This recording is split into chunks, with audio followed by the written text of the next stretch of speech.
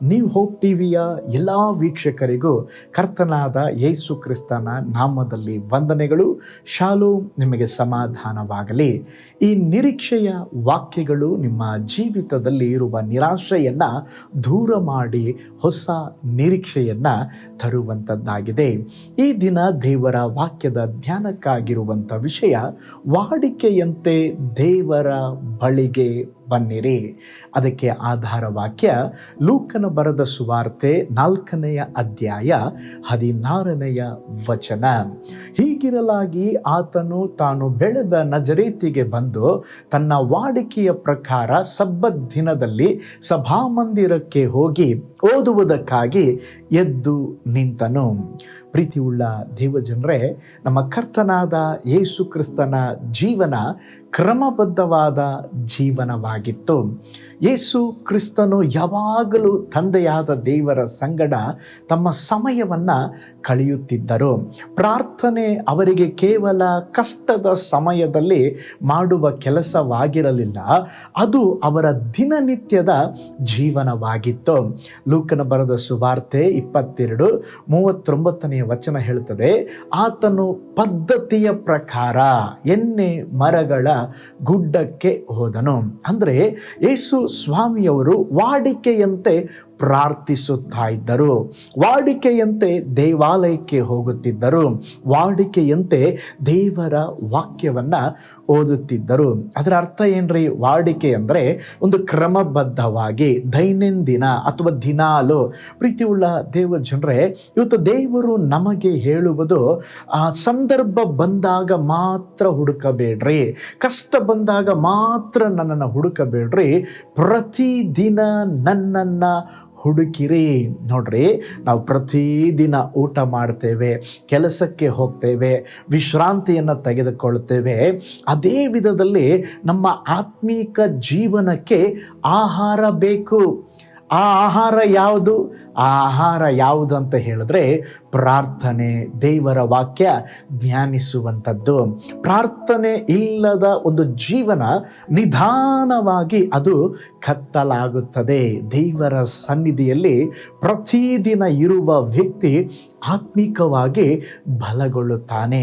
ಪ್ರೀತಿಯುಳ್ಳ ದೇವಜನರೇ, ನಿಮ್ಮ ಜೀವನದಲ್ಲಿ ಸಹ ದೇವರಿಗಾಗಿ ಒಂದು ನಿಗದಿತ ಸಮಯವನ್ನು ನಾವು ಕೊಡಬೇಕು. ಬೆಳಿಗ್ಗೆ ಎದ್ದ ತಕ್ಷಣ ದೇವರನ್ನ ಸ್ತುತಿಸ್ರಿ, ಆರಾಧಿಸ್ರಿ, ವಾಕ್ಯವನ್ನು ಓದ್ರಿ, ಪ್ರಾರ್ಥಿಸ್ರಿ. ನೀವು ವಾಡಿಕೆಯಂತೆ ದೇವರನ್ನ ಹುಡುಕಲಿಕ್ಕೆ ಆರಂಭಿಸಿದಾಗ ನಿಮ್ಮ ಮನೆಯಲ್ಲಿ ಸಮಾಧಾನ ಇರುತ್ತದೆ. ನಿಮ್ಮ ಆತ್ಮೀಕ ಜೀವಿತದಲ್ಲಿ ನೀವು ಬೆಳೆಯುತ್ತೀರಾ. ನಿಮ್ಮ ಪ್ರಾರ್ಥನೆಗಳಿಗೆ ದೇವರು ಉತ್ತರವನ್ನು ದಯಪಾಲಿಸ್ತಾರೆ. ದೇವರ ಸಮ್ಮುಖದಲ್ಲಿ ಇರುವಂಥ ಜೀವನ ಅದು ಯಾವಾಗಲೂ ಆಶೀರ್ವದಿಸಲ್ಪಡುವಂಥ ಜೀವನ ಎಂದು ದೇವರು ನಮಗೆ ನೆನಪಿಸುತ್ತಿದ್ದಾರೆ. ನನ್ನನ್ನು ಪ್ರತಿದಿನ ನೀನು ಹುಡುಕು, ನಾನು ನಿನ್ನನ್ನು ಕೈ ಬಿಡುವುದಿಲ್ಲ, ನಾನು ನಿನ್ನನ್ನು ತೊರೆದು ಬಿಡೋದಿಲ್ಲ, ನಿನ್ನ ಜೀವಿತವನ್ನು ಆಶೀರ್ವದಿಸುತ್ತೇನೆ. ಹಾಗಿರುವುದಾದರೆ ನಾವೇನು ಮಾಡಬೇಕಂತ ಹೇಳಿದ್ರೆ, ಯೇಸು ಸ್ವಾಮಿಯವರ ರೀತಿಯಲ್ಲಿ ವಾಡಿಕೆಯಂತೆ ದೇವರ ಬಳಿಗೆ ಬರೋಣ, ವಾಡಿಕೆಯಂತೆ ನಿತ್ಯವೂ ಪ್ರಾರ್ಥಿಸೋಣ, ವಾಡಿಕೆಯಂತೆ ಪ್ರತಿದಿನವೂ ವಾಕ್ಯವನ್ನು ಓದೋಣ. ಆಗ ನಮ್ಮ ಜೀವಿತ ಆಶೀರ್ವಾದದ ಜೀವನವಾಗಿರುತ್ತದೆ. ಇವತ್ತು ನಮ್ಮನ್ನು ಸಂಪೂರ್ಣವಾಗಿ ದೇವರ ಕರಗಳಲ್ಲಿ ಒಪ್ಪಿಸಿಕೊಟ್ಟು, ಇನ್ನು ಮುಂದೆ ನಾನು ವಾಡಿಕೆಯಂತೆ, ವಾರಕ್ಕೊಂದು ಸಾರಿ ಅಲ್ಲ, ನೆನಪಿಗೆ ಬಂದಾಗ ಅಲ್ಲ, ಯೇಸು ಸ್ವಾಮಿಯವರು ವಾಡಿಕೆಯಂತೆ ಹೇಗೆಲ್ಲ ಕಾರ್ಯಗಳನ್ನು ಕ್ರಮಬದ್ಧವಾಗಿ ಆತ್ಮೀಕ ಕಾರ್ಯಗಳನ್ನು ಮಾಡುತ್ತಿದ್ದರೋ ನಾನು ಸಹ ಮಾಡುತ್ತೇನೆಂಬುದಾಗಿ ನಮ್ಮ ಜೀವಿತವನ್ನು ಒಪ್ಪಿಸಿಕೊಡೋಣ. ಕರ್ತನು ನಮ್ಮ ಜೀವಿತವನ್ನು ಆಶೀರ್ವದಿಸಲಿ. ಕಣ್ಗಳನ್ನು ಮುಚ್ಚೋಣ, ತಲೆ ಬಾಗಿಸೋಣ, ನಾವು ಪ್ರಾರ್ಥನೆ ಮಾಡೋಣ. ಪರಲೋಕದಲ್ಲಿ ವಾಸ ಮಾಡುವ ನಮ್ಮ ತಂದೆಯಾದ ದೇವರೇ, ಈ ದಿನ ನಮ್ಮ ಜೊತೆಯಲ್ಲಿ ನೀವು ಮಾತನಾಡಿದ್ದೀರಾ. ವಾಡಿಕೆಯಂತೆ, ಹೌದು ಸ್ವಾಮಿ, ನಮ್ಮ ಜೀವಿತದಲ್ಲಿ ಈ ಲೋಕದ ಪ್ರಕಾರ ಹುಡುಕುವ ಅನೇಕ ಕಾರ್ಯಗಳಿಗೆ ದೇವರೇ ವಾಡಿಕೆ ರೀತಿಯಲ್ಲಿ ನಾವು ಮಾಡುತ್ತಿದ್ದೇವೆ.